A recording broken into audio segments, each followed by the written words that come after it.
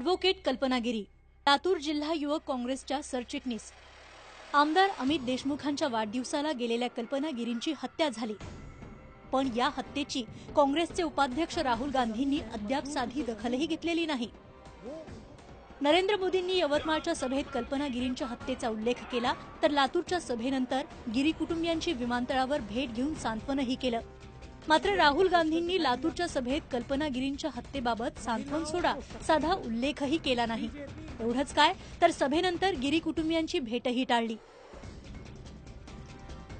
बेंगलोर में महिला की पिटाई हो रही है, गुजरात में आप जानते हो क्या होता है।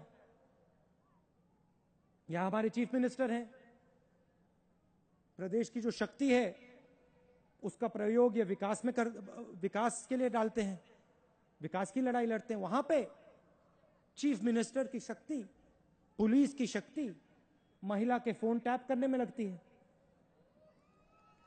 एक महिला का फोन टैप होता है, पुलिस उनके पीछे भेजी जाती है कि भैया ये क्या कर रही है, क्या नहीं कर रही है। चीफ मिनिस्टर की शक्ति।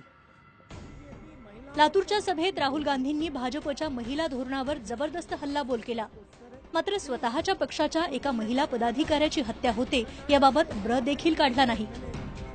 केवढा हा विरोधाभास। राहुल गांधींच्या या वागण्यानं कल्पना गिरींचे कुटुंबीय मात्र दुखावलेत। इतर पक्षांनी केलेल्या सांत्वनापेक्षा राहुल गांधींनी भेट घेणं गिरी कुटुंबियांसाठी महत्त्वाचं होतं।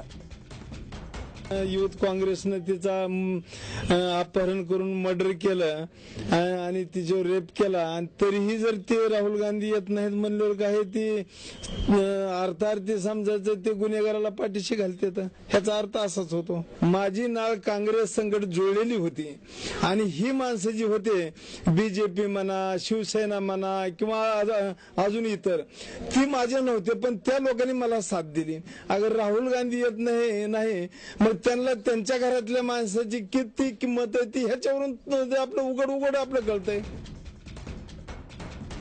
कल्पना गिरी यांच्या हत्येनंतर गिरी कुटुंबियांकडे सपशेल पाठ फिरवणारे राहुल गांधी भाजपच्या महिला धोरणावर तावातावानं बोलले, प्रयोग महिला के पीछे, पण स्वपक्षाच्या महिला धोरणाबाबत मौन का धरलं हा प्रश्न उपस्थित होतोय। ब्युरो रिपोर्ट, जय महाराष्ट्र, मुंबई।